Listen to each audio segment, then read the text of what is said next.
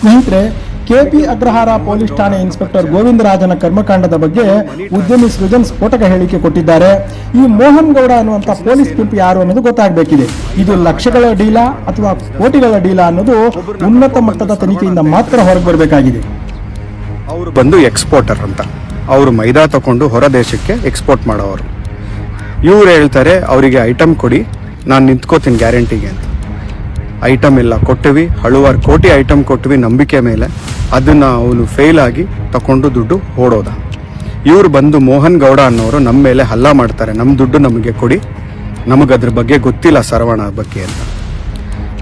Gun ತೆಗೆದು ನಮಗೆ ಬೆದರಿಕೆ ಕೊಡ್ತಾರೆ, ನನಗೆ ಮತ್ತು ನಮ್ಮ ಬ್ರದರಿಗೆ, ನಮ್ಮ ಕುಟುಂಬಕ್ಕೆ. ನಾವು ಅದನ್ನು ಇದೇ ಒಂದು ಹೋಗಿ ಪೊಲೀಸ್ ಸ್ಟೇಷನಲ್ಲಿ ಕಂಪ್ಲೇಂಟ್ ಕೊಟ್ಟರೆ, ನಿಯರೆಸ್ಟ್ ಪೊಲೀಸ್ ಸ್ಟೇಷನಲ್ಲಿ, ಆ ಪೊಲೀಸ್ ಸ್ಟೇಷನಲ್ಲಿ ಕಂಪ್ಲೇಂಟ್ ತಗೊಂಡು FIR ಮಾಡಿ ಅದನ್ನು ತನಿಖೆ ಮಾಡಿಲ್ಲ. ಆದರೆ ಮೋಹನ್ ಗೌಡ್ರು ಮತ್ತು ಚಂದನ್ ಅನ್ನೋರು ACP ಆ ಲಿಮಿಟ್ಸ್ಗೆ ಯಾರಿದ್ದಾರೋ ಇವರಿಬ್ಬರು ಒಳ್ಳೆ ಪರಿಚಯ ಇದೆ. ಅವರಿಬ್ಬರು ಸೇರಿಕೊಂಡು ನಮ್ಮ ಮೇಲೆ ಕೌಂಟರ್ FIR ಮಾಡ್ತಾರೆ. ಆ ಕೌಂಟರ್ FIR ಅಲ್ಲಿ ದಿನ ನನ್ನನ್ನು ಕರೆದು ನನಗೆ ಹಿಂಸೆ ಕೊಟ್ಟು ಕ್ವಶನ್ಸ್ನ ಕೇಳಿ ಇಂಟರೋಗೇಷನ್ ಮಾಡಿ ನಮ್ಮ 2 ಅವರ್ 3 ಅವರ್ ಸ್ಟೇಷನಲ್ಲಿ ಕೂಡಿಸಿ ನಮಗೆ ಮಾಡ್ತಾರೆ. ಆದರೆ ನಾವು ಹಾಕಿರೋ FIR ಮೇಲೆ ತನಿಖೆ ಮಾಡಲೇ ಇಲ್ಲ. ಪೊಲೀಸ್ ಇಲಾಖೆ ಪಾರದರ್ಶಕತೆ ಹೆಚ್ಚಿಸಲು ದಿಗ್ವಿಜಯ ಭಾರತ ಪಕ್ಷ ಬೆಂಬಲಿಸಿ.